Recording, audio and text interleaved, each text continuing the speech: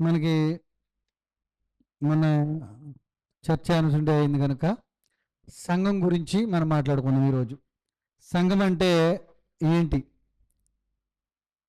సంఘం అంటే ఏంటి అనేటువంటి అంశం గురించి మనం మాట్లాడుకుందాం.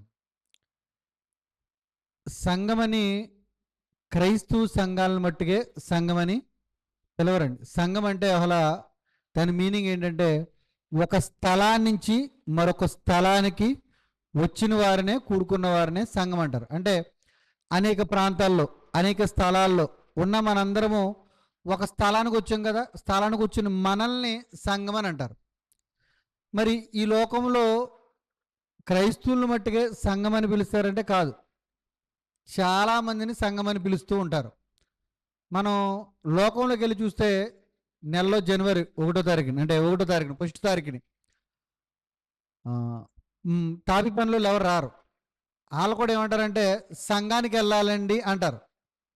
సంఘానికి వెళ్ళాలంటారు అంటే ఆ తాపి పని గురించి, వాళ్ళ సమస్యల గురించి అందరూ కూడా అక్కడక్కడ ఆ ప్రాంతంలో ఉన్న వాళ్ళందరూ కూడా ఒక స్థలాన్ని కూడుకున్న దాన్ని ఏమంటారంటే సంఘం. ఈరోజు సంఘానికి రాలేదండి ఫోన్ చేయండి అంటారు. ఆ మిస్త్రి రాలేదండి సంఘానికి, ఈ మిస్త్రి రాలేదండి సంఘానికి అంటారు. అంటే ఒక సమూహంగా కూడుకున్న దాన్ని ఏమంటారంటే సంఘము అని అంటారు. అలాగే ఆటో యూనియన్ కూడా ఉంటుంది. ఇప్పుడు మెటడోర్ యూనియన్, అలాగా వాహన సంబంధించి యూనియన్ ఉంటుంది. ఇది కూడా సంఘమే అంటారు. అనేక ప్రాంతాల్లో ఉన్న వాళ్ళందరూ ఒక స్థలానికి వచ్చిన వాళ్ళు. పెయింటర్ పెయింట్ పని చేస్తారు కదా, జనవరి 1 నాలో రారు. జనవరి 1 కాదు, 1 తారీఖున ఆలో రారు. ప్రతి నెలలో మొదటి వారాన్న 1 తారీఖున రారు. ఇలాగా డ్రైవర్ యూనియన్, ప్రతి ఒక్కరికి, ప్రతి వృత్తికి సంబంధించిన ప్రతి వృత్తికి కూడా సంఘం ఉందండి. సంఘం అంటే ఏంటి? అక్కడక్కడ ఆ ప్రాంతంలో ఉన్న కూర్చున్న వాళ్ళందరూ, నివసించే వాళ్ళందరూ ఒక స్థలానికి రావటమే సంఘము అని పిలుస్తున్నారు. ఇప్పుడు మనము కూడా అక్కడ అనేక ప్రాంతాల్లో ఉన్నవారు, అనేక స్థలాల్లో ఉన్నవారు ఇక్కడికి వచ్చి కూర్చున్నాం. దీన్ని ఏమంటామంటే సంఘము అన్నాం.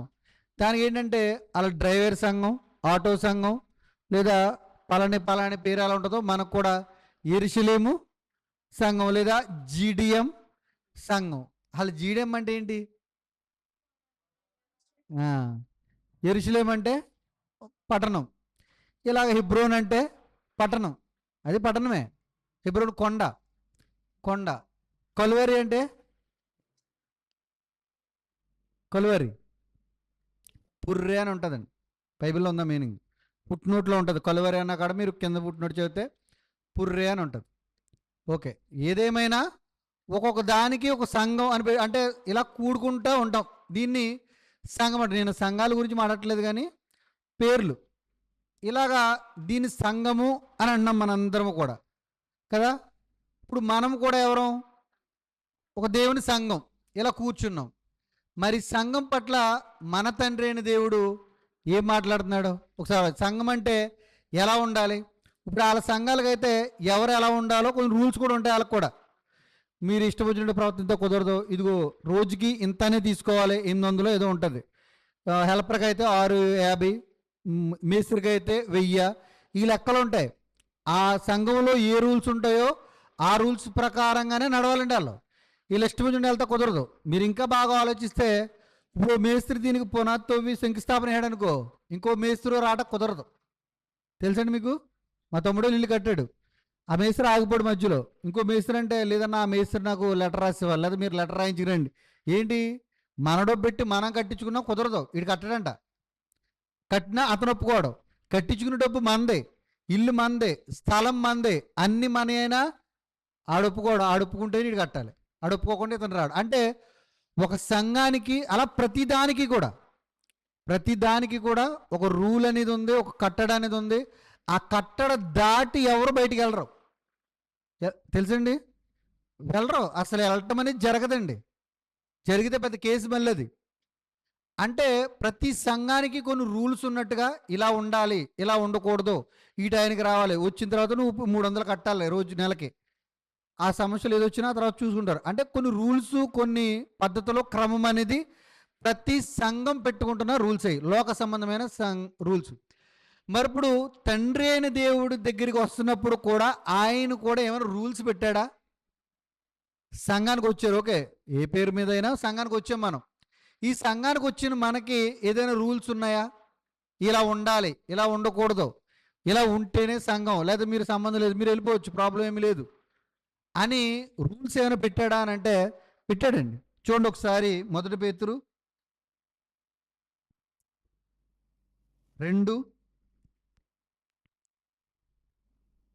మనందరం కూడా పిలువబడ్డామండి.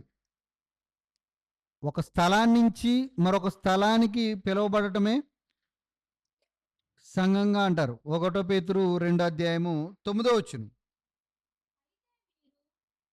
అందరు తీయాలి. అయితే మీరు చూడండి, చీకటిలో నుండి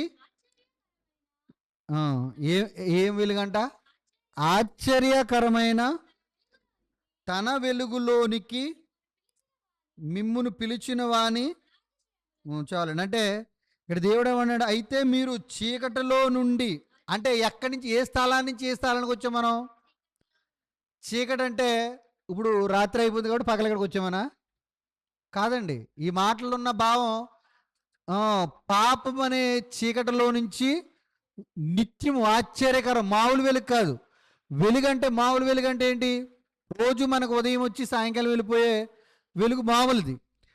ఈ వెలుగు ఎలాంటిది? అక్కడ మాట రాశాడు దానికన్నా ముందు, ఆశ్చర్యకరమైన వెలుగు. అంటే ఈ వెలుగులోకి అందరూ రాలేరా? ఈ వెలుగు కూడా అందరినీ కూడా ఆకర్షించదా? ఇది ఒక ఆశ్చర్యకరమైన వెలుగు. అంటే మనం ఎలా మాట్లాడుకోవచ్చు అంటే, అసలు ఈ వెలుగును పొందుకునేటువంటి అర్హత మనకి లేదండి. ఈ వెలుగులోకి వచ్చేంత మన జీవితాలు అయితే కాదు.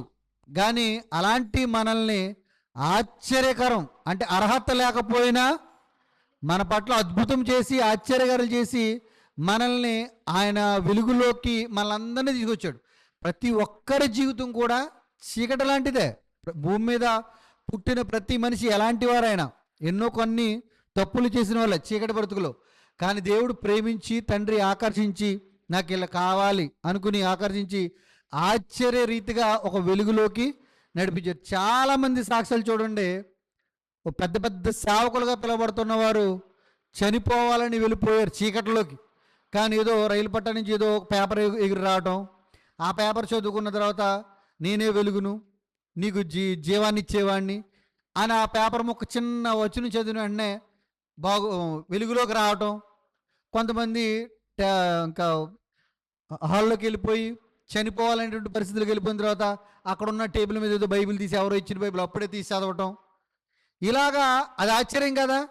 చనిపోవాలనుకున్న వాళ్ళని, లేదా చాలా ప్రమాదం, చాలామంది సాక్ష్యాలు, ఇదిగో యాక్సిడెంట్ అయిపోవాలని చనిపోవాలి, మంచం మీదకి వెళ్ళిపోయాం, కానీ ఇదిగో మా హాస్పిటల్ పక్కన ఎవరో ప్రార్థన చేతకు వచ్చారు, ఆ పాస్టర్ గారు మాకు కూడా చేయమన్న వెంటనే చేసాం, నిజంగా అద్భుతంగా ఆ రాత్రి మాకు స్వస్థత వచ్చింది అని చెప్పుకునే సాక్ష్యాలు ఎన్నో ఉన్నాయండి. అదే అన్నాడు దేవుడు, ఆశ్చర్యకరంగా, ఆశ్చర్యకరమైన వెలుగు. అంటే అసలు ఈ వెలుగులోకి వస్తామని మనం కూడా ఎవరు అనుకోలేదు.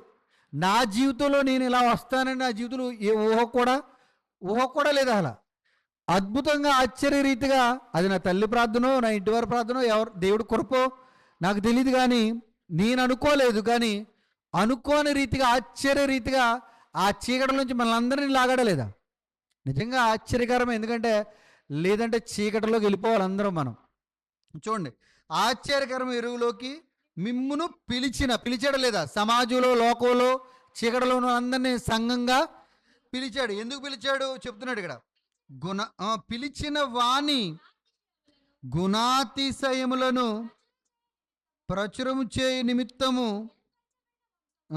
ఆయన గుణాతిశయాలు ప్రచురించాడు. సంఘానికి వచ్చిన మనకి ఏ బాధ్యత ఇస్తున్నాడో, సంఘానికి వచ్చిన మనందరికీ కూడా బాధ్యత ఇస్తున్నాడండి. అలా కంపల్సరీగా ప్రచురించాలి. అంటే ఆయన గురించి చెప్పాలి. నిజంగా ఆయన గురించి చెప్పేటువంటి గొప్ప గొప్ప భాగ్యమేది. అంతకుమించి భాగ్యం భూమి మీద ఏమీ లేదు. భూమి మీద మనం ఏ పని మీద వచ్చాము అనే ప్రశ్న ఒకవేళ మనం వేసుకుంటే, ఒక భార్యగాను, ఒక భర్తగాను, ఒక కూతురుగాను, ఒక స్నేహితుడుగాను, దేని గురించో ఇలా ఈ పాత్రలు పోషించడానికి మనం రాలేదండి. ఈ పాత్రలో ఉంటూ, ఈ పాత్రలో న్యాయం చేస్తూ, నీతిగా, యథార్థంగా, ప్రేమగా ఈ పాత్రలు పోషించుకుంటూ, ఈ పాత్రలో చాలా కష్టాలు ఉంటాయి. చాలా అవమానాలు ఉంటాయి, చాలా వేదన ఉంటుంది, చాలా దుఃఖం ఉంటుంది, చెప్పుకోలేం మనం. వర్ణాతీతం కొన్ని బాధలు. అయినా కానీ ఈ పాత్రలను పోషించుతూ నీతిగా, న్యాయంగా, ఓర్పుగా కలిగి ఉంటూ మళ్ళీ నెక్స్ట్ వచ్చిన బాధ్యత ఏంటి అసలు భూమి మీదకి? ఆయన ఆశ్చర్యకరమైన వెలుగుకి ఎందుకు వచ్చామంటే మనం ఆయన గుణాతిశయాలు, అంటే ఆయన ప్రేమను, ఆయన దయను, ఆయన కృపను, ఆయన బలమును, సమస్తాన్ని కూడా ఏం చేయాలంటే ప్రకటన చేయాలి. ఏ విధంగా చేస్తావో మనకు తెలీదు. అది దేవుని సన్నిధిలోనే ఉండి చేయాలనేది కాదు. మనం ఎక్కడ నిలబడితే అక్కడ ఏ విధంగానైనా దేవుని ప్రేమను చూపిస్తాలంటే గుణాతిశయాలను ప్రచురించుటకును ప్రచురము చేయ నిమిత్తము ఏర్పరచబడిన వంశమును. ఏంటంట? ముందుగానే మనల్ని ఏర్పరిచాడా లేదా? ఏర్పరిచాడండి. నిజంగా మనం నిజంగా ఈ మాటలు వింటున్నప్పుడు చాలా సంతోషం అనేది మనకు కలగాలి. ఎందుకంటే ఈ ప్రజల్లో నుంచి మనల్ని ఏర్పాటు చేశాడంటే మనం విఐపీలమా కాదా? విఐపీలమే. మీకు అలా అనిపిస్తుందో లేదు కానీ మనం ఇన్ని కోట్ల మందుల్లో మనల్ని ఆకర్షించాడు దేవుడు యేసుక్రీస్తు వారి మాటల ద్వారా. తన కుమార్తెగా, తన కుమారుడిగా మనల్ని చేర్చుకున్నాడు. ఆయనకు ఒక వంశంగా, ఆయన ఏర్పాటు చేసుకున్న వంశంగా మనల్ని ఏర్పాటు చేసుకున్నాడంటే ఒక విఐపీలమే మనం. మనల్ని ఏ రాజకీయ నాయకుడు ఎవరో ఎన్నుకోవట్లేదు, ఇక్కడ ఏర్పరచుకోవట్లేదు. నా పార్టీకి రా అని అడిగి రమ్మంటే రేపు గింటేస్తారు, చెప్పలేం. అలాంటి వాళ్ళనికల్లా మనం పరిగెడతాం జెండట్టుకుని. ఓకే, మన లోకంలో ఉన్నాం కనుక వెళ్ళిన అది వేరే విషయం. ఇష్టాన్ని బట్టి మనం వెళ్తూ ఉంటాం, కానీ అక్కడ ఏం జరుగుతుంది అన్నది మనకు తెలియదు. కానీ ఇక్కడ మట్టుకి మనల్ని ఏర్పాటు చేసుకున్నాడంటే దేవుడు. నిజంగా అందులో ఉన్న వాళ్ళు చాలా ఆనందపడతారండి. దానికోసం ఇంత బాధ అయినా ప్రాణమైనా ఇవ్వటం చూస్తారు ఆ పార్టీ కోసం. అవునా కదా? నెగ్గించుకోవడం మంచిదే, అందులో ఉన్నారు కాబట్టి దానికి తీపి, దాని విలువ తెలుసు కనుక కాపాడుకున్నారు. అవతల ఏమన్నా కానీ ఎవరు ఊరుకోరు. అలాగే మన యేసుక్రీస్తు వారి విషయంలో కూడా మనల్ని ఏర్పాటు చేసుకున్నాడు కనుక మనము కూడా ఏర్పరచబడ వంశంగా మనం ఉండాలి. ఏర్పరచబడిన వంశమును, రాజులైన యాజక సమూహం. నిజంగా ఈ లక్షణాలన్నీ కలిగి ఉంటేనే మన సంఘానికి వచ్చిన మనకు రూల్స్ ఉన్నాయా లేవా? రూల్స్ ఉన్నాయి. బయట ఎలా రూల్స్ ఉన్నాయో చర్చిలో కూడా కొన్ని రూల్స్ ఉన్నాయి. ఇలాంటి వారే ఆయన ఏర్పరచుకున్న సంఘం అంట. రాజులైన యాజక సమూహం. నిజంగా ఈ లోకంలో ఎవరైనా రాజులు కనపడితేనే వాళ్ళని చూసి చాలా కొద్దిసేపు ఆనందపడతాం. జీవితం అంటే ఇడిదిరా బాబా, చాలా బాగుంది. ఆయన వచ్చి రాజుగారు వచ్చారు, రాజుగారు కంగారెడిపోతారండి. రాజుగారు అంటే మన రాజుగారి గురించి కాదు, నేను మామూలుగా లోకంలో ఉన్న రాజుల గురించి చెప్తున్నాను. నిజంగా వెళ్తుంటే ఆయనకున్న విలువ వేరు, ఆయనకున్న గౌరవం వేరు.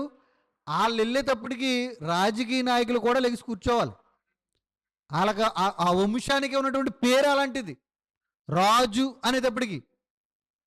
ఎవరైనా సరే ఆయన ముందు లెగిసే నిలబడతారు. అలాంటి వంశంగా మనల్ని పిలుస్తున్నాడు. రాజులైన నిజంగా ఆ పేరు పిలిపించుకునే అర్హత మనకు లేకపోయినా ఆశ్చర్యకరంగా మనకు ఆ పేరు ఇచ్చాడండి. ఆయన కృపను బట్టే పేరు ఇస్తున్నాడు. నిజంగా ఆ పేరుని కాపాడుకోవాలనే బాధ్యత మనకు ఉండాలి, ఇష్టం మనకి ఉండాలి. మనకి మానవరాజు ఏంటంటే బొట్టుడుగా కూడా ఉంటాక లేదు మన బతుకులే, మీరు రాజులు అంటారు అన్నట్టు ఉంటుంది మన మొఖాలు చూస్తుంటే. నిజంగా రాజులేండి మనందరం. దేవుడు మనల్ని అలా చూస్తున్నారు. కింగ్ నా కుమారుడు కింగ్ అనుకుంటున్నాడు. కానీ మనమేమో పేడలో పురుగును ప్రభువా, నేను ఆది ప్రభా, దూళ్ళు చెత్త లాంటి దాని ప్రభా అని మనం అనుకుంటాం. ఆయనేమో ఒరే మీరు ఏర్పాటు చేసిన వంశంరా మీరు అన్నాడు. ఆయన అలా పిలుతున్నాడు కదా. తగ్గించుకోమనంటే పేడలో పురుగు, చెత్తలో ధూళిని ఈ కాదండి. నువ్వు మాటల విషయంలో, కోపం విషయంలో, ప్రవర్తన విషయంలో, ఎదుటి వ్యక్తి మధ్య చూపించే విషయంలో నువ్వు తగ్గించుకుని ఉండు. అంతేగాని ఇట్టి రీతిగా కాదండి. ఆయన ఏం పిలుతున్నా, నిజంగా ఆయన పిలుతున్న పిలిపే కదా. రాజులైన యాజక సమూహం మీరు. యాజకులు యాజకులు అంటే అర్థం ఏంటి? ఏలుబడి చేయాలి. ఒరే నువ్వు చేసే తప్పు ఇలా ఉంటే కాదు, నువ్వు ఇలా ఉండాలి, లేదా నీకు జీవితం ఉండదు అని ఆర్డర్ చేయగలిగేటువంటి పరిస్థితి ఆయన మాటను బట్టి. రాజులైన యాజకులు. రాజులు ఎవడి మాట వినరు, రాజుల మాట అందరూ వినాలి. అలాగే ఒక క్రైస్తవుడు మాట అందరూ వినాలి ఈరోజు. అంటే మన కుటుంబం వినాలి, సమాజం వినాలి. ఒకటి చేత మనం చెప్పించుకునేటట్టుగా ఉండకూడదని చెప్తున్నాడు దేవుడు ఇక్కడ. భూమి మీద రాజులు అంటే మనకు తెలుసు కనుక ఆయన ఒకటి చేత చెప్పించుకోవడం ఎవరు తెలుసు నీకు? ఒకరి చేత అసలు చెప్పించుకోవడం ఉండదండి. వాళ్ళే మన పరిపాలన కూడా చేయాలంటే ఏదో పైకి వెళ్ళి కనపడతారు కానీ ఎమ్మెల్యే కింద ముఖ్యమంత్రి కింద పరిపాలన చేస్తే అలాంటి వాళ్ళు చేస్తారంటే చీకట్లో కూర్చుని రారు బయటికి. వాళ్ళు చెప్పిన ఇక్కడ నిలబెడతారు, వాళ్ళు చెప్పిన ఇక్కడ చేస్తారు అంతా, వాళ్ళు బయటికి రారు. అలా ఉంటాయి కొన్ని రాజకీయాలు కొన్ని ఊర్లో. వాళ్ళ వాళ్ళ వంశమే అలాంటిది. అలాంటి వంశంగా మనల్ని నిలబెడుతున్నాడంటే మనం ఎంత గర్వపడాలి చెప్పండి. సంఘానికి ఇచ్చిన ఆతిథ్య, సంఘం అంటే ఆ పొజిషన్లో చూడాలని ఆయన అనుకున్నాడు. అలా ఉండాలండి. చూడండి, యాజకులైన రాజులైన యాజక సమూహం, సమూహం అంటే ఇదిగో అందరూ కూడుకోవటమే సమూహం అని చెబుతూ పరిశుద్ధ జనమును, నిజంగా పరిశుద్ధ జనం అని ఇట్టాడండి. ఈ పేరు పరిశుద్ధత అనేది ఎవరికొంది చెప్పండి? దేవునికండి. పరిశుద్ధుడు, పరిశుద్ధ గ్రంథం, పరిశుద్ధుడైన దేవుడు, పరలోకముందున్న పరిశుద్ధుడు అయిన మా తండ్రి. పరిశుద్ధత అనేది ఎవరిదో తెలిసే పేరు మనకు లేదు.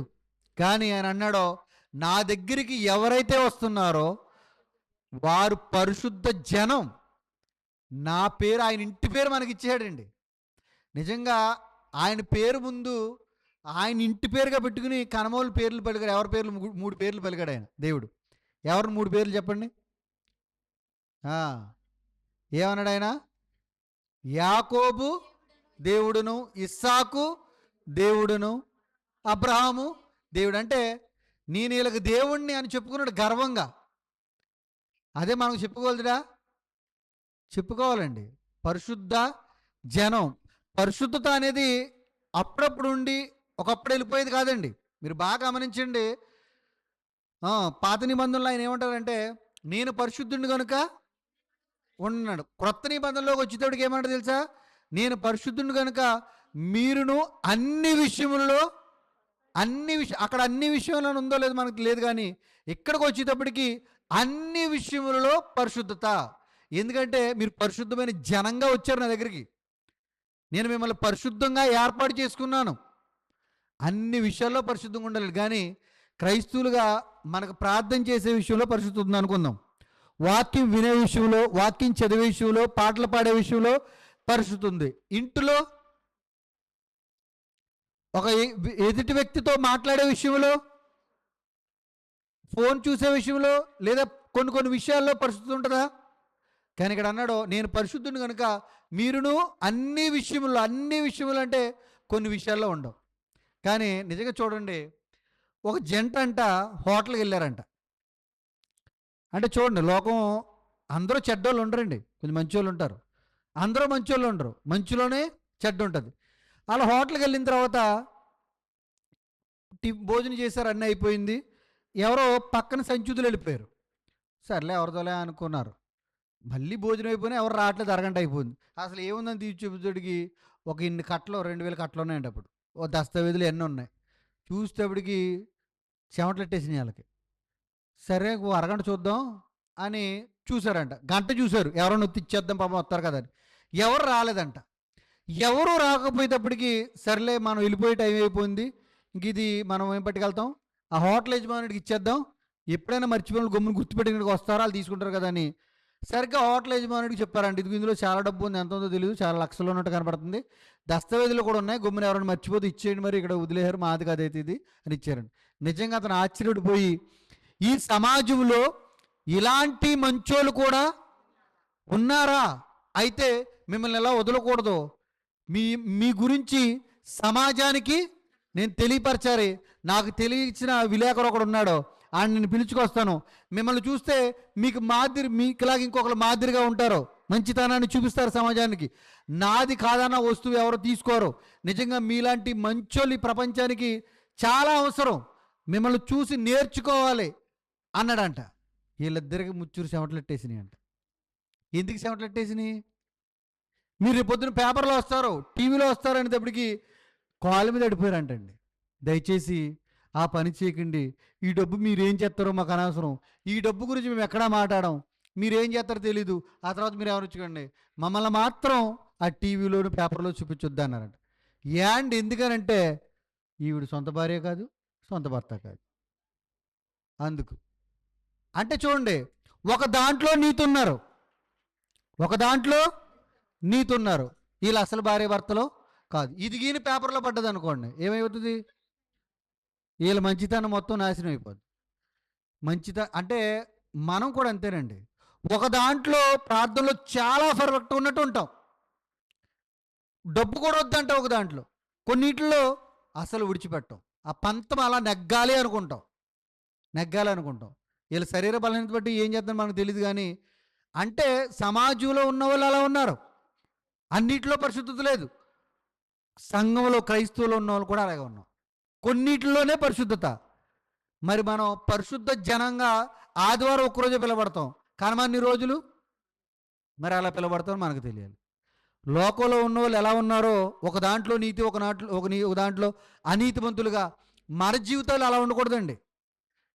నేను ఉదాహరణకు మీకు అర్థమవుటగా చెప్పాను, కానీ మన క్రైస్తవ జీవితంలో కూడా ఆయన అన్నాడు, అందుకే నేను పరిపూర్ణుడిని కనుక మీరును ప్రతి విషయంలో పరిశుద్ధత ఉండాలి. అందుకే అన్ని విషయంలో పరిశుద్ధత ఉంటేనే ఇక్కడ సంఘంగా పిలవబడతాం.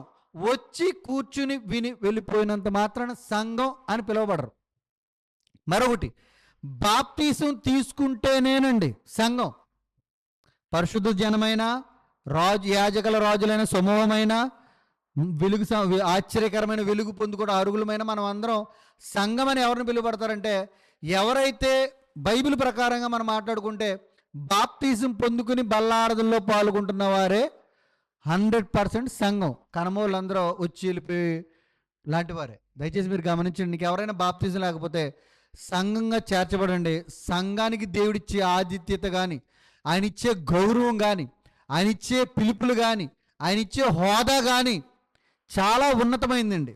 చూడండి, ఆయన అన్నాడు, పరిశుద్ధ జనమును దేవుని సొత్తైన ప్రజలై ఉన్నారు. మనందరం ఎవరంట? సంఘం అంటే దేవుని సొత్తు అండి, దేవుని సొత్తు. ఈ లోకానికి సంబంధించిన వారు కాదు మనం. ఒక భార్య సొత్తు కాదు, భర్త సొత్తు కాదు, పిల్లల సొత్తు కాదు, మన జీతం సొత్తు కాదు. నేను ఎవరిని అని మనకు అనిపించాలంటే నేను దేవుని సొత్తును. సంఘం అంటే ఆయన అన్నాడు, నువ్వు నా సొత్తు, నా సొంతం అన్నాడు. మనం కూడా ఒక్కోసారి మన పిల్లల్ని లేదా కట్టుకున్న భార్యను అప్పుడప్పుడు ఎప్పుడైనా ఏదైనా బిస్కెట్ వేయాలనుకున్నప్పుడు అంట మాటలు ఇవన్నీ కదా. కానీ దేవుడు అన్నాడు, సంఘానికి వచ్చిన పిల్లలందరినీ మీరు నా ప్రాణం, నా సొత్తు. అంటే నా సొత్తు అంటే ఏంటి? ఇప్పుడు ఇది నాది, నా ప్రాణమేనా కాదా? నా శరీరం, నా శరీరం నా ప్రాణమే, నా ప్రాణం. అలాగే ఇది నా సొత్తు అంటే అది కూడా నా ప్రాణం. అంటే మనల్ని ప్రాణంగా పిలుతున్నాడండి. ప్రాణం అని ఉంది, ఇబ్రిపత్రి యోబు గ్రంథంలో కూడా ఉంది. మనం అందరం ఆయన ప్రాణాలు, ఆయన సొత్తు. నిజంగా మన సొత్తు పోతుంటే ఏమైనా చేస్తాం, మనం చేస్తామా లేదా? ఏదైనా చేయగలుగుతాం. అవతలని సంపటగానే చూస్తాం. జస్ట్ బెత్తుడు ఏంటి సెంటి నేల గురించి, ఇది నా సొత్తురా, నువ్వెవడో అన్నని చూడండి అక్కని చూడండి అంటాం సెంటి నేల కోసం. మరి మన కోసం ఆయన ప్రాణమే పెట్టాడండి. ఆయన సొత్తు కోసం ఏం పెట్టాడు? ప్రాణం పెట్టాడు. నిజంగా చూడండి, ఎవరైనా ఉంది కింద 11వ వచనంలో, ప్రియులారా మీరు పరదేశులను కాదు 10వ వచనం, ఒకడును ప్రజగా ఉండక ఇప్పుడు దేవుని ఒకప్పుడు దేవుని ప్రజలుగా లేం మనం, ఇప్పుడు దేవుని సంఘంగా ఉన్నాం. నిజంగా దేవుని సంఘం అనేటప్పటికీ ప్రపంచంలో ఎవరో ఆనందపడనంత ఆనందంగా ఉండాలండి. ఎందుకంటే దేవుని సొత్తు, దేవుని సంఘం, దేవుని పిల్లలు అంటే అదేదో చిన్న విషయం కాదు. మనకేదో ఎప్పుడు ఈనేసి ఏదో అలవాటు అయిపోయినట్టుగా ఉంది. కానీ నిజంగా దేవుని సొత్తు అనేటప్పటికీ చంద్రబాబు నాయుడు పార్టీరా మనోడు, ఆయన పక్కన ఎంత ఉంటే అంత జరిగిపోద్ది. జగన్ తాలూకా అసలు ఈయన లేకపోతే జగనం ఏమి చేయరు. పవన్ కళ్యాణ్ ఇతను అంటే అన్నారనుకోండి, అతను మనిషి అన్నారనుకోండి, ఎలా ఉంటుంది వాళ్ళకి? చాలా గౌరవం విలువ ఉంటుందండి సమాజంలో. పలాని తాలూకు అంటే చాలు, అతనికి కాదు, పలాని తాలూకు అంటే చాలు ఇతనికి చాలా విలువ ఇస్తారు. మనము కూడా దేవుని సొత్తు అనేటప్పటికీ మనకు కూడా చాలా విలువ ఉంది దేవుని దగ్గర. అలాంటి విలువను మనందరం కూడా కాపాడుకోవాలి. దేవుని సొత్తు అంటే ఏదో చిన్న విషయం కాదు. దేవుని ప్రజ అంటే అందుకన్నాడు, ఒకడును ప్రజగా ఉండక ఇప్పుడు దేవుని ప్రజలై ఉండిరి, ఒకప్పుడు కనికరింపబడక ఇప్పుడు మనందరం కనికరింపబడ్డవారమండి. నిజంగా దేవుని సొత్తు మనందరం. ఈ దేశ ప్రజలం కాదు, పరదేశులం అని చెప్తున్నాడు. చూడండి, ఇంకా మనం మాట్లాడుకుంటే మనందరం చచ్చిన వారం ఉంటుంది. ఎపిసీలు 2:1 మీరు చచ్చిన వారై ఉండగా, చూడండి ఎపిసీలు రాసిన పత్రిక 2వ అధ్యాయము 1వ వచనం. మీ అపరాధముల చేతను చచ్చిన వారై ఉండగా క్రీస్తుతో కూడా బ్రతికించాడండి. ఇప్పుడు మనందరం బ్రతికున్నవారు. ఎవరైతే బాప్తిజం పొందుకున్నారో మన అందరం ఎవరంట? సంఘం అంటే ఏంటి? బ్రతుకున్నవారు, జీవాన్ని కలిగి ఉన్నవారు. బయట ఉన్నవారు, సంఘ బయట ఉన్నవారు అందరూ ఎవరు? ఇక్కడికి వస్తేనే బ్రతుకుతాం, ఇక్కడికి రామంటే చనిపోతాం. అవునా కాదా? క్రీస్తులో మనల్ని బ్రతికించాడు. ఎక్కడి నుంచి? చీకటిలో నుంచి, పాపంలో నుంచి. మరి నిజంగా బ్రతికాము అని అంటే ఎంత ఆనందపడాలి. ఐసీ రూమ్లోకి వెళ్ళొచ్చి నిజంగా వస్తాననుకోలేదండి. నిజంగా దేవుడు ఇంకా నాకు కొన్ని రోజులు ఉంచాడని ఎంత ఆనందపడుతూ సాక్ష్యం చెప్తారో, సంఘానికి వచ్చిన మనందరం కూడా అంత ఆనందపడాలి. ఎందుకంటే బ్రతుకునిచ్చాడు, నిత్యము బ్రతికే భాగ్యం కూడా మనకిస్తున్నాడు. కానీ మనకెందుకో దేవుని సన్నిధిలో దేవుని బిడ్డలుగా బ్రతకాలని ఉండదండి. అసలు సంఘం అంటే ఎంత ప్రాధాన్యత ఇచ్చాడో తెలుసా? చూడండి ఒకసారి ఎపిసీలు రాసిన పత్రిక 3వ అధ్యాయము. ఆయన ఆలోచన చూడండి, ఆయన ఉనికి, ఆయన మన పట్ల ఎంత ఆలోచించాడో. 8వ వచనం చూడండి. దేవుడు మన ప్రభువు అయిన, చూడండి, క్రీస్తు యేసునందు చేసిన నిత్య సంకల్పము చొప్పున. ఏంటంట? యేసుక్రీస్తు వారి ద్వారా మన తండ్రి అని దేవుడు చేయాలంటే ఏంటది? నిత్య సంకల్పం. అంటే నిత్యం ఉండే సంకల్పం చొప్పున బాగా గుర్తుంచుకోండి, పరలోకములో ప్రధానులకును. ఎక్కడున్న వాళ్ళకంట? ఎక్కడున్న వాళ్ళకి? ఈ ప్రధానులు ఎక్కడున్నారో? భూమి మీద కాదండి. అంటే సంఘానికి ఎంత ప్రాధాన్యత ఇచ్చాడు దేవుడు చూద్దాం. పరలోకంలో ఉన్న వాళ్ళు ఎవరున్నారంటే ప్రధానులు ఉన్నారు, అధికారులు ఉన్నారు. ఎవరి ద్వారా? సంఘము ద్వారా. తన యొక్క అంటే దేవుని యొక్క అంటే అన్ని రకాల జ్ఞానము ఇప్పుడు తెలియబడవలనని ఉద్దేశించి శోధింపశక్యము కాని క్రీస్తు ఐశ్వర్యం, అంటే క్రీస్తు జ్ఞానమును అన్యజనులలో. చాలండి, ఇక్కడ ఏమనుందంటే పరలోకంలో ఉన్న అధికారులకి, ప్రధానులకునంట సంఘం ద్వారా, భూమి మీద ఉన్న సంఘం ద్వారా దేవుడి యొక్క జ్ఞానమును ఇప్పుడంటే ఈ రోజని కాదు. ఈ మాట ఎప్పుడైతే రాయబడ్డదో 2000 సంవత్సరాల క్రితమే జ్ఞానాన్నంట తెలియపరచాలని అనుకున్నాడు. ఆ జ్ఞానం ఏంటంటే క్రీస్తు ఐశ్వర్యము. క్రీస్తు ఇచ్చే డబ్బు అని కాదు ఇక్కడ. ఐశ్వర్యం అంటే లోకంలో ఉన్నటువంటి డబ్బు అనుకోకండి, అనేక పర్యాపదాలు ఉన్నాయి. ఐశ్వర్యం అంటే సువార్త అని, వాక్యమని, వాక్యమే ఆశీర్వాదం అని బోల్డ్ ఉన్నాయండి. ఇక్కడ అన్యజనులలో ఐశ్వర్యాన్ని ప్రకటిస్తారా? ఇస్తారా? లోకంలో ఉన్నదైతే ప్రకటిస్తారు. కానీ క్రీస్తు ఐశ్వర్యం ప్రకటించాలంటే ఎక్కడ? అన్యజనులలో. చదవండి. ప్రకటించుటకును సమస్తము సృష్టించిన దేవుని యందు మరుగై ఉన్న ఆ మర్మమును గూర్చియు ఏర్పాటు ఎట్టిదో అందరికీ తేటపరుచుటకును పరిశుద్ధులందరిలో అత్యల్పుడైన నాకు అన్నాడు పౌలు గారు. నీ కృప నాకు కలిగించి. అంటే సంఘం ద్వారానే మహాజ్ఞానం సమాజానికి వెళ్ళాలి. మరొకటి అన్నాడు, ఎక్కడికి వెళ్ళాలంట? పరలోకానికి ఉన్న అధికారులకి, జ్ఞానులకు కూడా వెళ్ళాలండి. అంటే సంఘమే చెప్పాలా? పరలోకంలో ఉన్న వాళ్ళకి కూడా సంఘం చెప్పాలా? ఆ గొప్ప మర్మం ఏంటంటే అన్యజనులకి సువార్త ప్రకటించటం. మర్మం అంటే ఏంటో చెప్తున్నాడు చూడండి 5వ వచనంలో మనకు అర్థం అవడం కోసం. ఆ మర్మం ఇప్పుడు చూడండి, ఆత్మ మూలముగా దేవుని పరిశుద్ధులకు అపోస్తులకును ప్రవక్తలకును బయలుపరచబడి ఉన్నందున, బయలుపరచి ఉన్నట్టుగా పూర్వకాలముల యందు చూడండి, మనుషులకు ఎప్పుడు తెలియపరచబడలేదంట ఇది? పూర్వకాలం అయితే ఈ మర్మం తెలియపరచబడలేదంట. ఏంట మర్మం అంటే, ఈ మర్మం ఏదనగా అన్యజనులు సువార్త వలన క్రీస్తు యేసునందు యూదులతో పాటు, ఎవరితో పాటు? ఇజ్రాయేలుతో పాటు సమాన వారసులను, ఒక్క శరీరం అందలి సాటి అవయములను వాగ్దాన పాలివారై ఉన్నారను, వాగ్దానములో పాలివారినై ఉన్నారని చాలండి. అంటే ఆ మర్మం ఏంటంట, ఇజ్రాయేలీలు యూదులు కూడా వాక్యం ద్వారా ఏకమై ఉన్నటువంటి మర్మం అప్పుడు యేసుక్రీస్తు ద్వారా ఆ మర్మం అంటే ఇప్పుడు అప్పుడు తెలియపరచదు అంటే సంఘమే చెప్పాలంటే పరలోకంలో ఉన్న ప్రధానులకు కూడా వాక్యం ఎవరికి చెప్పాలి? ప్రధానులకుని పెద్దలకని కూడా. అంటే అప్పుడే తెలియపరచారు, ఇప్పుడు తెలియపరిచేది కాదు అంట. అంటే సంఘం ద్వారానే ఏదైనా జరగాలి అన్నది ఆయన సంకల్పం తండ్రిది. మరి సంఘం ఇంత గొప్పది కదా, మరి ఈ సంఘంలో గొప్పదైన సంఘంలో మనం ఉండాలా లేదా? ఉండాలనుకుంటామా లేదా? ఉండాలండి. చూడండి ఒకసారి కీర్తనల గ్రంథం 27:4 చూడండి. 27:4 యెహోవా యొద్ద ఒక వరము అడిగి తిని అంటే చూడండి, ఏంటి ఆ వరం? భక్తులు అంటున్నారు. అంటే సంఘానికి దేవుడు చాలా ప్రాధాన్యత ఇచ్చాడు.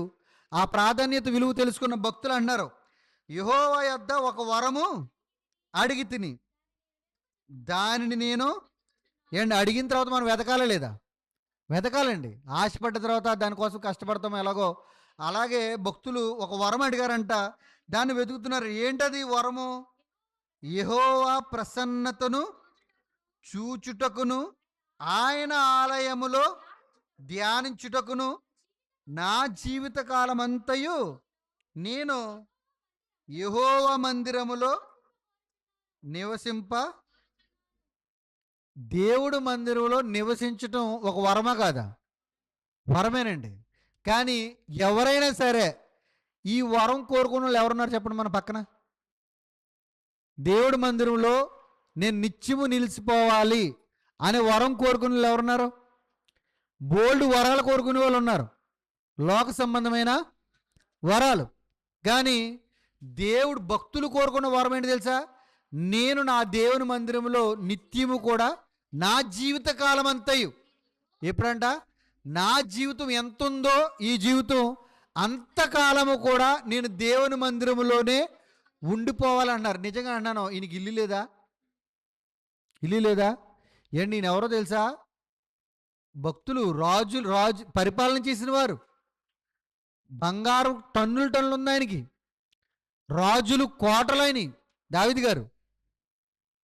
బంగారం ఉంది, భటులు ఉన్నారు, భార్యలు ఉన్నారు. తన సాధించలేదంటూ విజయం ఏది లేదు. ఇంత పలుకుబడి, ఇంత గౌరవం, ఇంత ఆస్తి, ఇంత అందం అన్నీ ఉన్నా కానీ ఆయన అన్నాడు, నాకు ఏమి వద్దు, నీ మందిరములో నేను నిత్యము ఉండిపోవాలి. ఏంటంట? నిత్యం ఉండిపోయి అలాంటి వరం నాకు కావాలి. ఆ వరం కోసం నేను ఏం చేస్తున్నాను? వెతుకుతున్నాడని చెప్తే. ఎందుకని? ఆయన ప్రసన్నతను చూచుటకు. ఎందుకంటే ఆ వరం ఆయనకి ఏమైనా దీవుల కోసమా? ఇప్పుడు మందిరానికి మనం వచ్చామనుకోండి, మన అవసరాల కోసం వస్తాం. పెళ్ళి వారు రోజుల్లో ఇలాంటి భయంకరమైన తుఫానని చెప్పారు. ఉపవాస ప్రార్థన ఎట్టండి పాస్టర్ గారు కొంచెం మా పెళ్లి గురించి? దేని గురించి? పెళ్లి గురించి ఉపవాస ప్రార్థనలు, లేదా వాళ్ళకి సమస్యలు, బలహీనతలు. అంటే ఒక అవసరం కోసం దేవుని మందిరంలో గడుపుతాం మనం. కానీ వీళ్ళు తెలుసా దేనికోసం? దేవుణ్ణి ప్రసన్నత, దేవుని కోసం తెలుసుకోవటానికి. మనం దేవుని మందిరానికి వచ్చే ఆలోచన వేరు, భక్తులు దేవుని మందిరానికి వచ్చిన ఆలోచన వేరు. వాళ్ళు దేవుని కోసం వస్తున్నారు, మనం మన అవసరాల కోసం వస్తున్నాం. చూడండి, ఆయన ప్రసన్నతను చూచుటకు ఆయన ఆలయములో ఏంటంట? ఆయన ఆలయములో ధ్యానించుటకు. అంటే ఆయన మాటలను నెమరు వేసుకోటకు, ధ్యానించుటకు, ఆలోచించుటకు, ఆయన ప్రసన్నత, ఆయన గొప్పతనం తెలుసుకోవటానికి, ఆయన బలము తెలుసుకోవటానికి, ఆయన ప్రేమ తెలుసుకోవటానికి, ఆయన కరుణ కటాక్షం తెలుసుకోవటానికి అప్పుడు మందిరానికి వచ్చారు. వచ్చిన వారు నిత్యము ఉండిపోవాలని ఆలోచన. మనం అలాగే ఆయన జ్ఞానం నేర్చుకోవడం వచ్చాం, కానీ నిత్యం ఉండాలని మనకి ఉండదు. మనం ఒక టైం పెట్టుకుంటాం, ఓకే, ఎవరమైనా సరే దాని ప్రకారంగా అన్నీ అందరూ వెళ్ళిపోతాం. కానీ భక్తులకు అలా లేదండి. మందిరం యొక్క విలువ తెలుసు. ఇప్పుడు నేను అన్నాను, ఇప్పుడు ఇది మందిరం అని నేను అంటలేదు, ఇక్కడికి వచ్చి మీరు ఉండాలి అని అంటలేదు. ఇది ఏ మందిరం? సమాజ మందిరం. బైబిల్లో మీరు బాగా చదివితే దీనికి పేరుంది. ఇది సమాజ మందిరం, సమాజం కూడుకునే మందిరం. ఇది మందిరం కాదండి. సమాజం, మందిరాలు వేరు, సంఘాలు వేరు. మందిరం అంటే సమాజ మందిరం. ఆలయం అంటే దేవుని ఆలయం అంటే ఇది, దేవుని ఆలయం అంటే ఇది, దేవుని మందిరం అంటే ఇది. నీ దేహమే దేవుని, ఇది దేవుడు కట్టుకున్న మందిరం. ఇది మనందరం కూడుకోట కట్టుకున్న సమాజ మందిరం అంటారు బైబిల్లో కూడా. బైబిల్లో కూడా దీన్ని సమాజ మందిరం అన్నారు. ఒకప్పుడు దావీదు దగ్గరకు వచ్చిన ఆలోచన బట్టి అది సొలొమోను గారి ద్వారా నెరవేరింది. అది ఒకప్పుడుతోటే ఆగిపోయింది. మళ్ళీ దేవుడి ఇష్టం కూడా మళ్ళీ అక్రమం చేరిపోయేటప్పటికి దేవుడు ఇష్టపడలేదండి. ఇంకా రాయి కింద రాయి బంగారం వండుకోకుండా శత్రువులు చెట్టుకుపోతారు. ఆ గుడిని, దేవాలయాన్ని మొత్తం కూల్చేస్తారు. ఇంకా దేవుడు ఈ ఆలయానికి ప్రాధాన్యత ఎక్కడా బైబిల్ ఇచ్చినట్టుగా కొత్త నిబంధనలో లేదు. పాత నిబంధనలో ఓకే, సొలొమోను కట్టించిన దేవాలయాన్ని మట్టుకే ఇచ్చారు. అది కూడా దావీదు ఇష్టపడి కట్టాడు కనుక. ఆ తర్వాత అక్రమం చేరిపోయేటప్పుడు మందిరాల్లో ఇంకా నాకు ఇది వద్దు, నేను నా కుమారుని రక్తం ద్వారా నేను కట్టుకుంటాను, దేహమే దేవుని ఆలయం, నేను ఇందులో నివసిస్తాను. ఇప్పుడు నువ్వు ఇందులో ఉండి ఎప్పుడు కూడా నిత్యమైన స్తుతించుకునే భాగ్యం మనకి ఇచ్చారు. ఇక్కడ అందరం కూడుకుని స్తుతించుకునేది. దయచేసి మీరు ఆలకించండి. చూడండి, అదే కీర్తనల గ్రంథము 84 ముగించుకుందాం ఇంకో 5 నిమిషాల్లో. 84:4.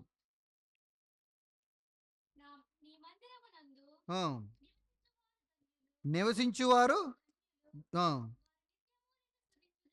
చూడండి, మనం ఎవరమైతే మందిరంలోకి వచ్చి చూసిద్దామో, నీ మందిరములో నివసించువారు ధన్యులు, వారు నిత్యము నిన్ను. అంటే మందిరానికి వచ్చిన వారు అందరూ ఎవరు? ధన్యులు. మందిరానికి రాని వారందరూ ఎవరు? అన్యులు. మనం ధన్యులుగా ఉంటే నిత్యము స్తుతించుకునేటువంటి గొప్ప భాగ్యం వస్తుందండి. దేవుణ్ణి స్తుతించుకునే భాగ్యం కన్నా భూమి మీద మనకి ఇంకేమీ లేదు. స్తుతించడం ముఖ్యమే, ఆ స్తుతి కూడా ఆయనకి నచ్చేటట్టుగా హృదయపూర్వకంగా స్తుతించడం చాలా ప్రాముఖ్యం. దయచేసి మీరు గమనించండి. మరొక వాక్యం చదువుకుందాం. సామెతలు 8:34 చూడండి. మనం త్వరగా వెళ్ళిపోదాం, మనకు సమయం అయిపోతుంది కనుక.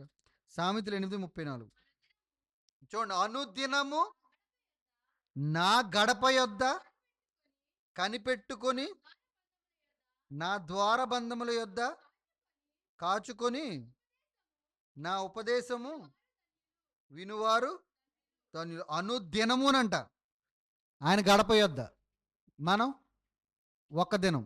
అనుదినము నా గడప యొద్ద కనిపెట్టుకొని, నా ద్వారబంధముల యొద్ద కాచుకునేవాడు, నా ఉపదేశం వినివాడు ధన్యుడు అని ఉందండి. అంటే సంఘానికి వచ్చిన ప్రతి ఒక్కరిని ఆయన పిలిచే పిలుపు ఏంటంటే ధన్యులు, ధన్యులు, ధన్యులు. ధన్యులు అంటే అర్థం ఏంటి తెలుసండి? ఆ కన్న తండ్రిని చూసేటువంటి గొప్ప భాగ్యం ఈ ధన్యులుగా వస్తుంది. ఆ కన్న తండ్రిని కల్లారా చూసేటువంటి గొప్ప భాగ్యం, కల్లారా ఒకరోజు ఆ పరలోకపు వైభోగాన్ని, మన కోసం కట్టిన ఇల్లు ఎలా ఉంటే మనకు తెలియదు కానీ అన్నారు కనుక, నివాసాలు మీకోసం నీ ఇల్లు కడతానని అన్నాడు. నిజంగా ఆయన ఇంట్లోకి ఆయన స్వహస్తాలతో, ఆయన ఆలోచనలతో, ఆయన మనసారా నా కూతురు ఇందులో ఉండాలి, నాకు కుమారుడు ఇందులో ఉండాలి, నన్ను స్తుతించాలి, నిత్యము నన్ను గణపరచాలి, వాళ్ళ కోసం నేను నివాసాలు నేను ఏర్పాటు చేస్తున్నాను అని ఆయన ఇష్టంతో కట్టిన ఇల్లులు పొందుకునే వాళ్ళు ఎవరు తెలుసా? ధన్యులు. ఆయన చూసే భాగ్యం కలిగిన వారు ధన్యులు. ఆయన స్వరం వినేవారు ధన్యులు. ఆయన కుడి పక్కన కూర్చుని నాన్నా అని పిలిచేటువంటి వారు ధన్యులు. ఆ పరలోకాన్ని నిత్యము యుగయుగాలు తరతరాలు అనుభవించేవారు ధన్యులు. అది ఎవరికి వస్తుందంటే దేవుని మందిరానికి వచ్చి నిత్యమైన గడప యొద్ద కనిపెట్టువారు ధన్యులు. అంటే కోట్లున్నవాడు ధన్యుడు కాదండి. కోట్లున్నవాడు కన్న తండ్రిని చూసే భాగ్యం లేదు. బంగారం ఉన్నవాడు ఆ పరలోకపు వీధుల్లో తిరగలేడు. మనం డబ్బు ఉన్నవాడు చూసి, ధనవంతులు చూసి ధన్యులరా, చాలా గొప్పవాడు అనుకుంటాం. వాళ్ళు మన కాలి గోటికి పనిచేయరు. పనిచేస్తారా? పని చేయరని అర్థం అంతే, కానీ మనసులో లేదన్నమాట. వాళ్ళు ఎందుకు పని చేయరు, వాళ్ళకు వాళ్ళు కొట్టుకు మనమే పని చేయం అన్నట్టుగా ఉంటుంది మన మనసులో మాట, బయటేమో అన్నం అంతే. నిజంగా మీరు మనసెట్టి ఆలోచించండి. తాత్కాలికమైందండి వాళ్ళ బంగారం, తాత్కాలికమైంది వాళ్ళ డబ్బు, తాత్కాలికమైంది అందం, తాత్కాలికమైంది ఆ జీవితం. కానీ మందే ధన్యుడిగా అన్నారు చూసే దేవుడు. ఆ ధన్యుడికి బోల్డ్ దాసించాడండి పరలోకంలో. ఈ ధన్యుడిగా అర్హత ఎవరైతే పిలువబడతాడో ఆడికే పరలోకం, ఆడికే ఆయన కల్లారు. నిజంగా మన కన్న తండ్రిని చూసే ఒక గొప్ప భాగ్యం దొరుకుతుందంటే ధన్యత కదా. అమ్మ నిన్ను చూస్తానని అనుకోలేదే, ఆ యుద్ధంలో అక్కడ చచ్చిపోతాను అనుకున్నాను, కానీ నిజంగా నిన్ను చూసి ధన్యుడిని అయ్యాను అంటాం అమ్మ మీద ప్రేమ ఉంటే కదా. అంటే మనం కూడా ఇక్కడ చచ్చిపోతాం అనుకున్నాం పాపంలో పడి, కానీ దేవుడు తన ఆశ్చర్యకరమైన వెలుగులో నడిపించి పరిశుద్ధ జనంగా చేసి ధన్యుడిగా చేశాడు. అంతకు మించి గొప్ప భాగ్యం ఇంకోటి లేదండి. మీకు అర్థమయ్యేటట్టుగా నేను చెప్పలేకపోతున్నానేమో, కానీ మీరు దీన్ని ఒకసారి ఆలోచించుకోండి. నిజంగా ఆ పరలోకం వెళ్తే అనిపిస్తుంది మీకు ఆ ధన్యత. నిజంగా నేను ధన్యుడినారా బాబు అని. నాకు ఆ విలువ తెలియలేదు, కానీ నిజంగా ఆయన కృపను బట్టి వచ్చింది పరలోక రాజ్యం అని. నిజంగా సంఘంలోకి వచ్చిన వాళ్ళు ఎలా మారిపోతారని ఉంది. చివరిగా మనకి 3 నిమిషాలు ఉంది, ముగించుకుందాం. యెషయా గ్రంథం చూడండి. మనకు తెలిసిన మాట ఒకసారి చదువుకుని సంఘానికి వచ్చిన వారు ఎలా అయిపోతారు. యెషయా 11:10 సందర్భం వచ్చింది కనుక చదువుకుందాం. ఆ,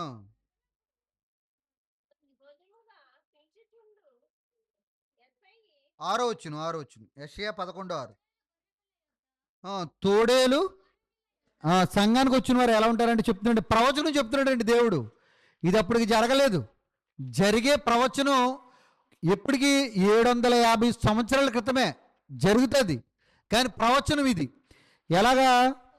తోడేలు గొర్రె పిల్ల యొద్ద అసలు చేస్తుందా? తోడేలు గొర్రె పిల్ల దగ్గర ఉంటుందా? తోడేలు వెంటనే తినేస్తుందా లేదా? తినేస్తుందండి. కానీ ఇది ప్రవచనం, సంఘాన్ని గురించి చెప్పిన ప్రవచనం అవుతుంది. ఎప్పుడు ఈ గ్రంథం రాసి 750 సంవత్సరాలు సుమారు. అంటే దేవుడు చూడండి, నేను సంఘం ఒకటి ఏర్పాటు చేసుకున్నాను యేసుక్రీస్తు వారి ద్వారా. ఆ సంఘంలోకి వచ్చేవారు ఎలా ఉంటారో అని అంటే, బయట ఉన్న వాళ్ళు లోపలికి వస్తారో, బయట ఉన్న వాళ్ళు ఎలాంటి మనసుతో ఉంటారో, తోడేలు మనస్తత్వంతో ఉంటారో. కానీ నేను ఆశ్చర్యకరమైన వెలుగులోకి సంఘంలో తీసుకొచ్చిన తర్వాత సంఘంలో ఆల్రెడీ ఎవరున్నారో? గొర్రెలు ఉన్నారు, గొర్రెలు ఉన్నారు. కానీ ఆ తోడేళ్ళు గొర్రెలు ఏమైపోతున్నాయి? నివాసం కలిసి జీవిస్తున్నాయి. నిజంగా మనందరం మంచోళ్ళమా? ముందు ఆశ్చర్యకరమైన వెలుగు రాకముందు తోడేళ్ళు ఎందుకు పనిచేస్తాయి మన ముందు? పిల్లలై తోడేళ్ళు బుద్ధి అంతా పిల్లది. మనం తోడేలు కన్నా డైనోసార్లు, చిరతపుల్లని కూడా లేదు, మనం డైనోసార్లు. మనం కనపడకుండా బటన్ కింద నూలేస్తాం.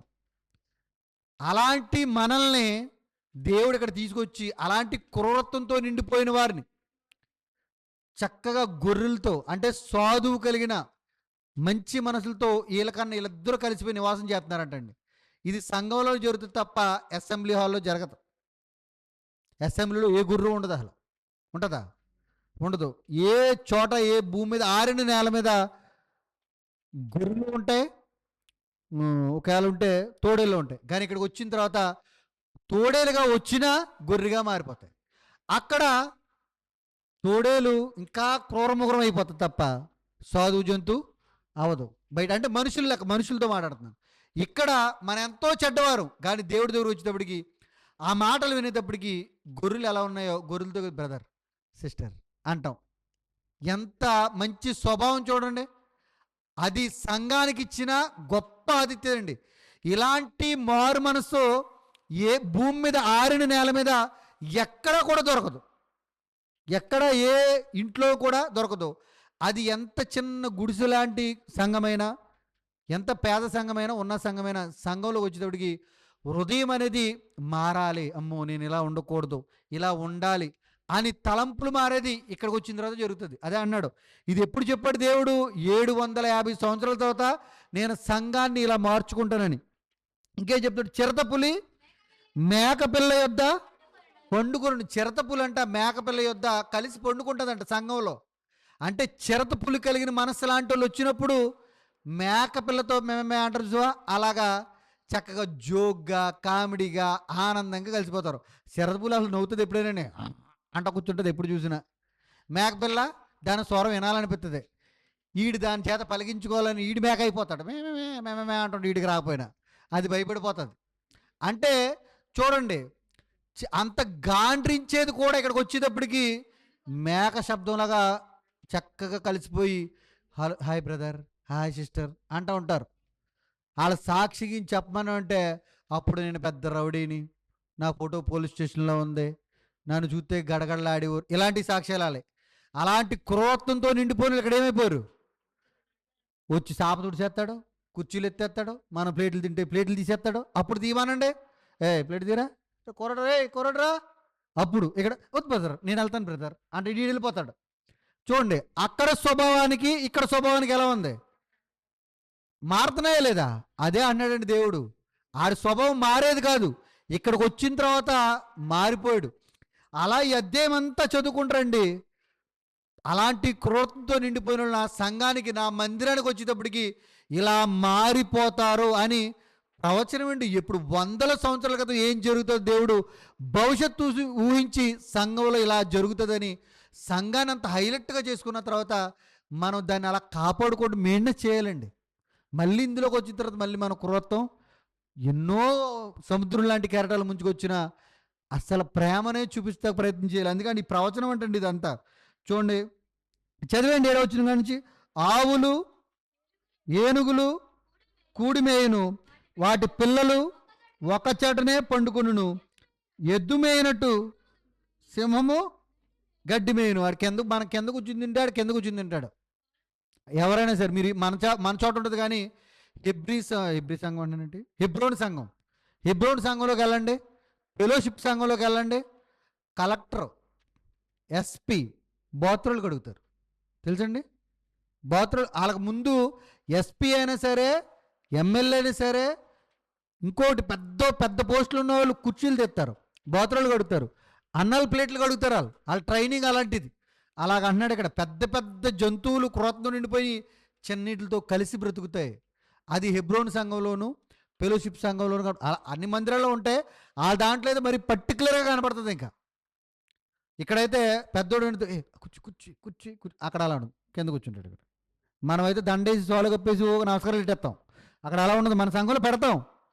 హెబ్రోన్ సంఘంలో ఫెలోషిప్ సంఘంలో పెట్టరు, కూర్చోవాలంత కింద. అలాగా చెప్పేవాడు కూర్చుంటాడు, నువ్వు కూడా కూర్చోవాలి.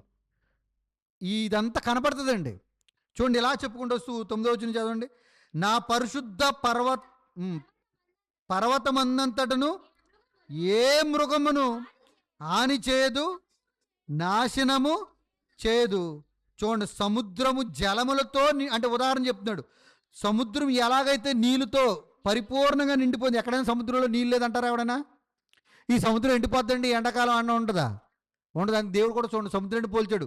సముద్రంలో నీళ్ళు ఎలాగైతే సమృద్ధిగా ఉంటాయో ఆయన ఉదాహరణ చెప్తున్నాడు, ఉంటాయో అని చెబుతూ లోకము యెహోవాను గూర్చిన జ్ఞానముతో, అంటే సముద్రంలో నీళ్ళు ఎలాగ ఉంటాయో లోకంలో నా జ్ఞానం ఏ ప్రాంతం వెళ్ళినా సంఘం ద్వారా వినపడుతుందని చెబుతూ, ఆ దినము నా ప్రజలకు ధ్వజముగా నిలుచుచుండు. యెషయా వేరు చిగురు అంటే యేసుక్రీస్తు. చిగురునొద్ద చాలండి, ఎవరి దగ్గర ఉంటామంటే మనందరం, ఇది ప్రవచనం.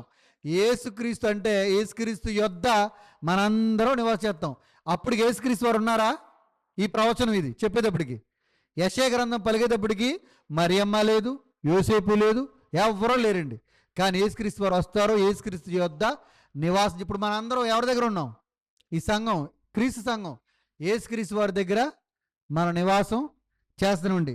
ఎందుకంటేనండి, మన అనుకున్న వారు ఎవరో కూడా మన కోసం ప్రాణం పెట్టలేదండి. పెట్టారా?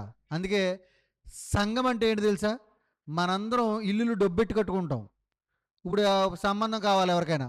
ఇప్పుడు మనోడికి రాజోలు మేనోళ్ళకి సంబంధం కావాలి. ఒక ఆవిడ కొనుక్కుంటుంది, 5 లక్షలు ఇచ్చి కొనుక్కుంటుంది. ఆయన 5 లక్షలు ఇచ్చి ఆయన కొనుక్కుంటుంది. ఈయనైతే పెస్టేజ్ ఫీల్ అవుతాడు. కానీ అమ్మబడినోడు, మగవాళ్ళందరూ ఎవరో అమ్మబడినలో ఫీల్ అవ్వక్కర్లేదు. దేవి మనం వీళ్ళు కొనుక్కున్న వాళ్ళు, కానీ వీళ్ళు తలగా దించుతారు. ఏదేమైనా కొనబడ్డవాళ్ళు, అవునా కాదా? అది పచ్చిగా మాట్లాడుకుంటే ఇలాగ ఉంటుంది. కానీ మనల్ని అందరినీ ఏం పెట్టుకున్నాడు చెప్పండి?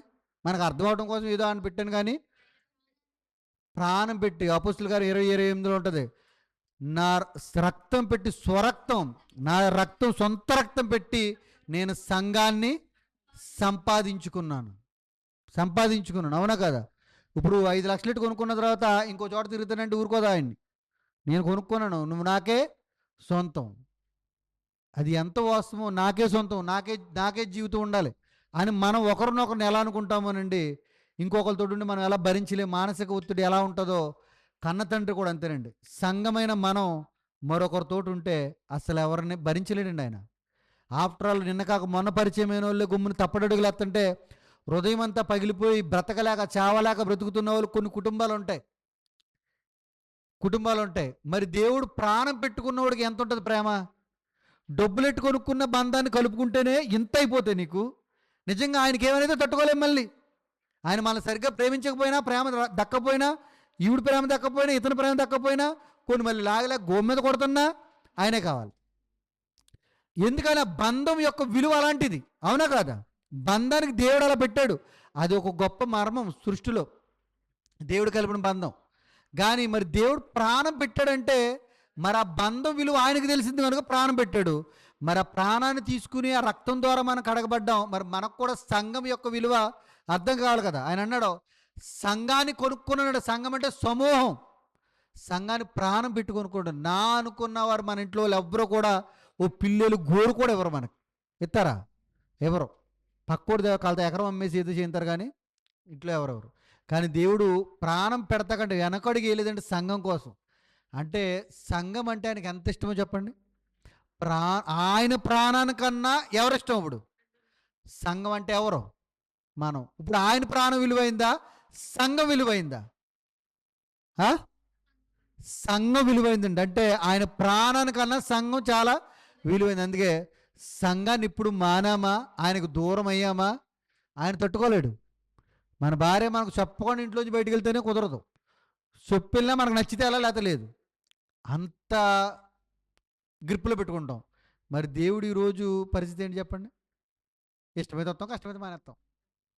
మరి దేవుడు బాధపడ్డా? కట్టుకున్న భార్య మన ఇష్టం వచ్చిన బాధపడతాం, భర్త వెళ్ళిపోతే, పిల్లలు వెళ్ళిపోతే బాధపడతాం. మరి దేవుడు ప్రాణం పెట్టి కొనుక్కుంటుంటే ఆయన ఏదో డబ్బెట్టు కొనుక్కోలేదు. ఆ ప్రాణం పెట్టబోయినా పర్లేదు, ఆకాశంలో నిలబడి రారా అంటే రావాలి. కానీ ఆయన ప్రేమ అర్థం అవడం కోసం, నాన్న నీ కోసం నా ప్రాణం పెట్టాను రా, నువ్వేంట్రా ఇలా వెళ్ళిపోయావు, బాధపడతాడండి. ఆయన మనసు మనకు అర్థమైతే బ్రతుకు వెళ్ళిపోదాం దేవుడి దగ్గర కనిపించాలి. మరి సంఘానికి ప్రాణం పెట్టాడు కనుక అసలు ఈ సంఘం ప్రాణం పోతే తప్ప సంఘం మానకూడదండి. ప్రార్థన చేసుకుందాం. పరిశుద్ధుడైన తండ్రి, ప్రేమగల దేవా, దయగల ప్రభువా, కృపగల తండ్రి, సంఘం అంటే మీరు ఎంత విలువిచ్చారో ప్రభా మీ మాటల్లో మాకు అర్థమైంది. నాన్న మమ్మల్ని మీరు ఎంతలా ప్రేమతో, ఒక తల్లి తండ్రి పిల్లల్ని ఎంతలా పిలుచుకుంటారో అంతకన్నా ఎక్కువగా పిలిచారు తండ్రి. ఆ పిలుపుకి మేము అర్హులు కాదు ప్రభా, కానీ నా పిల్లలు పరిశుద్ధులు, నా పిల్లలు నా సొత్తు, నా పిల్లలు రాజులు, నా పిల్లలు యాజకులు అని ఎంతగానో పిలుచుకున్నారు నాన్న. కానీ మీ పిలుపులో ఉన్న మాధుర్యం మాకు అర్థం కాలేదేమో. దయచేసి తండ్రి అలా వండుకోకుండా, మీ ప్రేమకు మించిన ప్రేమ ఈ లోకంలో ఏదీ లేదు నాన్న. దయచేసి మీ ప్రేమను అర్థం చేసుకున్న మీ పిల్లలుగా మేము బ్రతుకుటకు సహాయం చేయండి. మా ప్రాణం పోతే తప్ప మందిరానికి ఎప్పుడు దూరం అయ్యే పరిస్థితి వద్దు నాన్న. భక్తులైతే నిత్యము మీ గడప యొద్ద నిలబడిపోయారు తండ్రి. కానీ మేమైతే ఎప్పుడు కూడా మా హృదయంలో మీకు స్థానం ఇస్తూ, మీరు కట్టుకున్న ఈ మందిరంలో ఎప్పుడు తండ్రి మీ పాదాల దగ్గర ఉండే భాగ్యం దయచేయండి. మరి విన్నా ఈ మాటలు మందరి నిజ జీవితంలో ఫలించేలాగా ఆశీర్వదించండి. మరి సాతానికి ఎవరు చోటు ఇవ్వకుండా కాపాడతారని, ఈ మాటల ద్వారా మమ్మల్ని బలపరిచి ముందుకు నడిపిస్తారని యేసయ్య నామములో ఈ ప్రార్థన దయగల మీ పాదాలు సమర్పించి మిక్కులు బతిమాలు వేడుకున్నాం ప్రేమగల తండ్రి. ఆమేన్, ఆమేన్. శ్రద్ధగా ఉన్న మీ అందరికీ ప్రభు పేరట నా వందనాలు తెలియజేస్తున్నానండి.